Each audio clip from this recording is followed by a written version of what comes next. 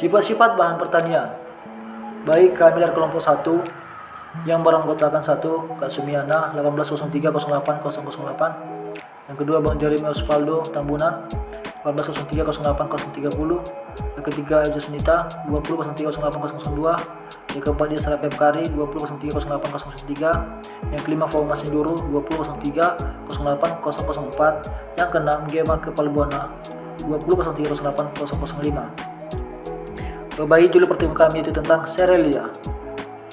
Cerealia merupakan biji-bijian dari famili rumput-rumputan atau Gramineae. Umumnya, Cerealia kaya akan zat karbohidrat dan serat, cukup protein dan sangat rendah kandungan lemaknya, sehingga dapat digunakan sebagai makanan pokok manusia atau pakan ternak, serta dimanfaatkan sebagai bahan baku produk industri yang menggunakan karbohidrat. Cerealia juga mengandung vitamin, yaitu vitamin E dan B kompleks, serta mineral seperti besi dan magnesium. Biji-bijian yang tergolong Cerealia antara lain padi, jagung, gandum, ketan, owat, barley, dan jali. Jenis Cerealia antara lain 1. Jagung merupakan golongan tanaman Cerealia yang termasuk tanaman rumput-rumputan. Kedua, beras adalah bagian bulir padi yang telah dipisah dari sekam. Ketiga, millet merupakan sejenis Cerealia berbiji kecil yang pernah menjadi makanan pokok masyarakat Asia Timur dan Tenggara sebelum mereka bercocok tanam padi. Yang keempat, jali merupakan tanaman Cerealia yang dapat dimanfaatkan sebagai bahan pangan dan pakan.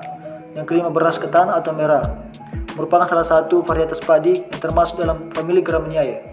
Yang keenam, owat adalah Cerealia dengan sumber karbohidrat dan masih memiliki lapisan kulit, aris serta bakal biji. Yang ketujuh, gandum adalah tanaman semusim yang dapat tumbuh dan bereproduksi dengan baik pada lahan dataran yang tinggi. Yang ketujuh, sorghum merupakan salah satu tanaman Cerealia yang baik digunakan sebagai sumber bahan pangan dan pakan alternatif yang patut dikembangkan. 9. Barley adalah jenis tanaman Cerealia dari Mesopotamia. Yang ke-10, padi adalah tanaman dibudidayakan di persawahan untuk diolah menjadi beras. Yang ke-11, bentuk morfologi tanaman roge serupa dengan gandum, tetapi batangnya lebih tinggi dan besar, akarnya lebih banyak, bercabang, dan daunnya lebih kasar. Yang ke-12, soba dapat ditemukan di daerah dataran tinggi. Soba umumnya diolah menjadi tepung sebagai bahan baku pembuatan kue dan mie. Baik, selanjutnya itu sifat fisik Cerealia. Sifat fisik bahan merupakan ciri khas dari suatu produk pertanian yang secara langsung maupun tidak langsung akan mempengaruhi tingkat penerimaan konsumen.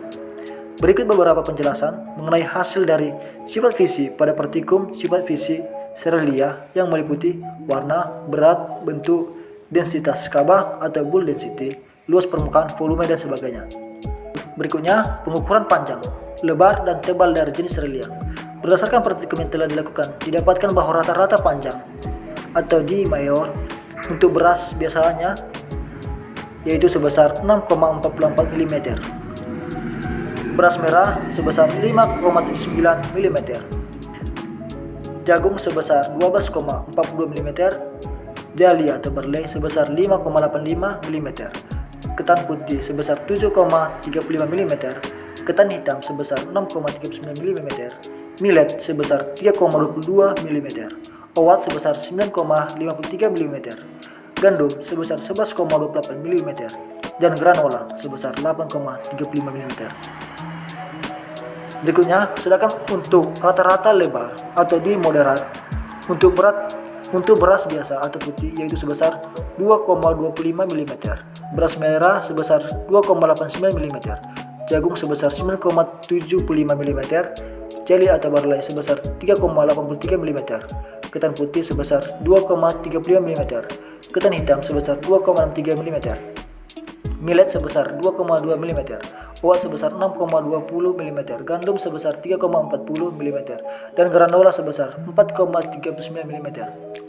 Untuk rata-rata tebal atau di minor, untuk beras biasa atau putih itu sebesar 2,17 mm, beras merah sebesar 1,38 mm, jagung sebesar 4,80 mm, jali atau barley sebesar 2,40 mm, ketan putih sebesar 2,31 mm, ketan hitam sebesar 2,33 mm, millet sebesar 1,6 mm, oat sebesar 0,32 mm, gandum sebesar 2,95 mm, dan granola sebesar 1,15 mm.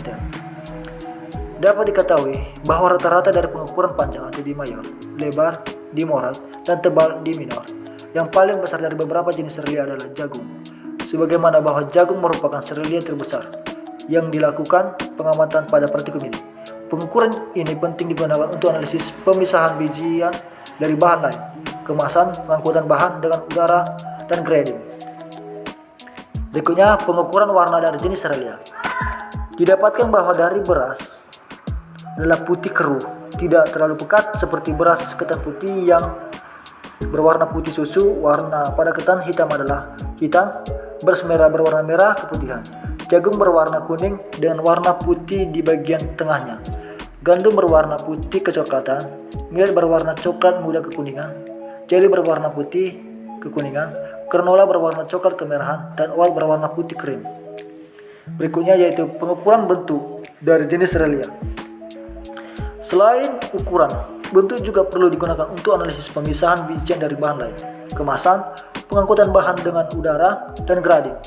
Berdasarkan praktikum yang telah dilakukan, didapatkan bahwa bentuk dari beras merah, ketan putih, ketan hitam, dan gandum yaitu termasuk bentuk oblong atau diameter vertikal lebih besar dari diameter horizontal, dan elliptikal atau mendekati dan juga jali atau barley yaitu oblong, dan bentuk dari granola dan oat yaitu aeroglide piramidal atau bentuknya kira-kira piramida dengan cabang sama sisi menyebar keluar. Berikutnya itu pengukuran berat dari jenis serelia. Berdasarkan praktikum yang telah dilakukan, didapatkan bahwa rata-rata berat dari beras yaitu 0,12 gram, beras merah yaitu 0,25 gram, jagung yaitu 0,321 gram, jali atau barley yaitu 0,111 gram, ketan putih yaitu 0,020 gram, ketan hitam yaitu 0,030 gram, millet yaitu 0,001 gram, gandum yaitu 0,188 gram, oat yaitu 0,005 gram, dan granola yaitu 0,227 gram. Berikutnya yaitu pengukuran bull density dari jenis serelia. Berdasarkan praktikum yang telah dilakukan, didapatkan bahwa rata-rata densitas kaba atau bull density. Pada dasarnya bull density ditentukan oleh berat wadah yang diketahui volumenya, yang merupakan hasil pembagian dari berat granular dengan volume wadah. Adapun nilai bull density dari beras sebesar 0,811 gram per cm kubik, beras merah sebesar 0,762 gram per cm kubik, jagung sebesar 0,7498 gram per cm kubik, jeli atau barley sebesar 0,778 gram per cm kubik, ketan putih sebesar 0,766 gram per cm kubik, ketan hitam sebesar 0,7522 gram per cm kubik, millet sebesar 0,7228 gram per cm kubik, gandum sebesar 0,809 gram per cm kubik, oat sebesar 0,356 gram per cm kubik, dan granola sebesar 0,580 gram per cm kubik.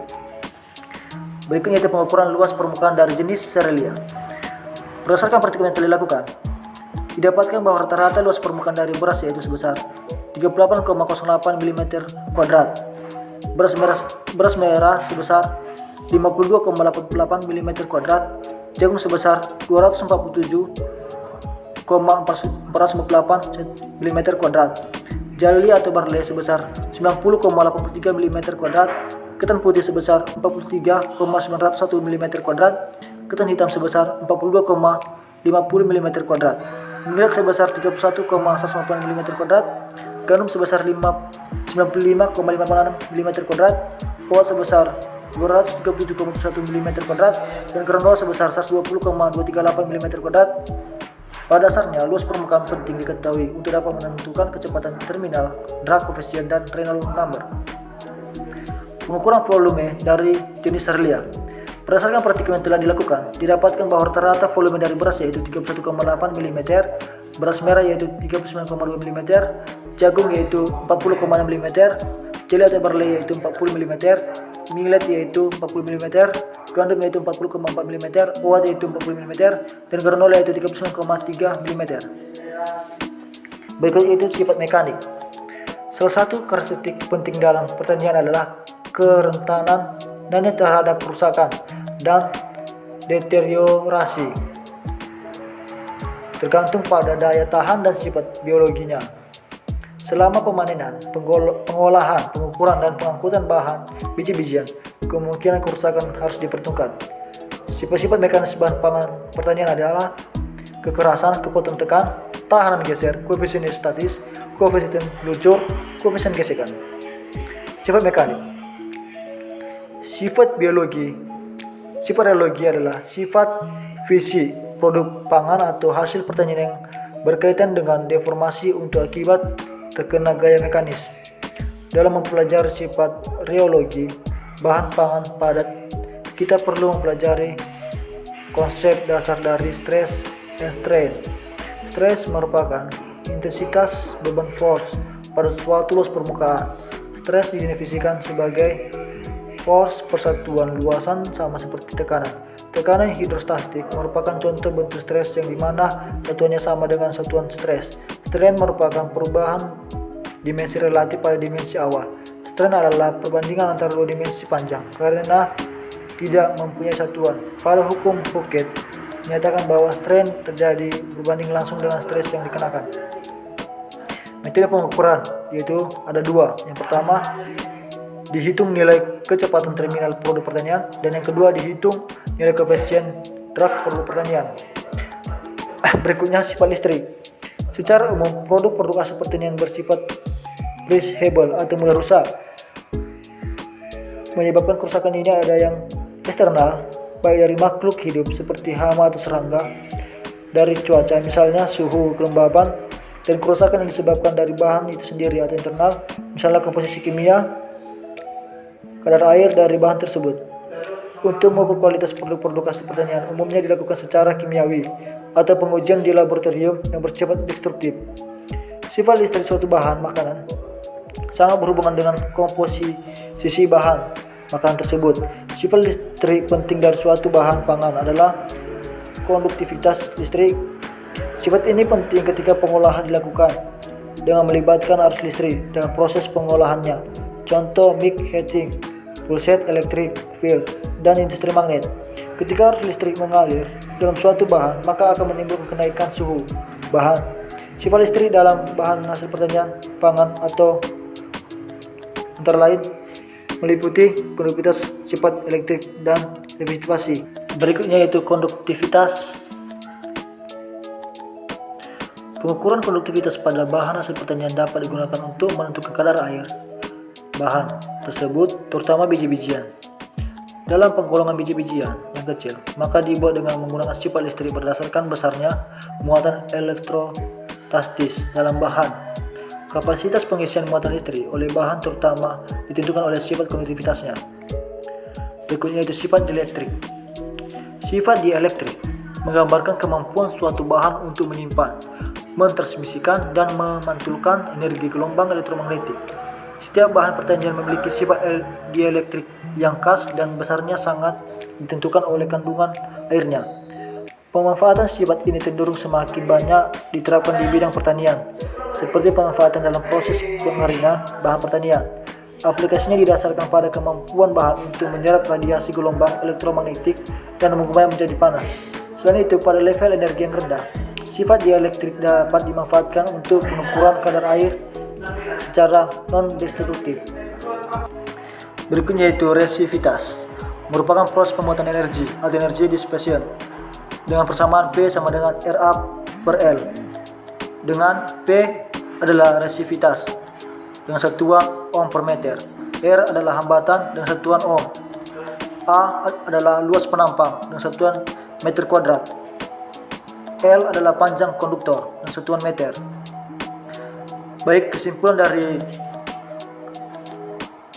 video ini adalah dengan demikian perlu diketahui sifat fisik bahan pertanian pada Cerealia ini agar nantinya kita dapat merancang serta menciptakan suatu inovasi pada desain peralatan hingga pada membuat pengembangan sensor. Karena pada dasarnya sifat fisik bahan sangat berpengaruh terhadap suatu desain pada alat dan mesin pertanian, sebagaimana bahwa pada dasarnya bahan pertanian cukup bervariasi bentuknya dan sangat sulit dihitung dengan persamaan. Baik, terima kasih. Inilah presentasi video kami.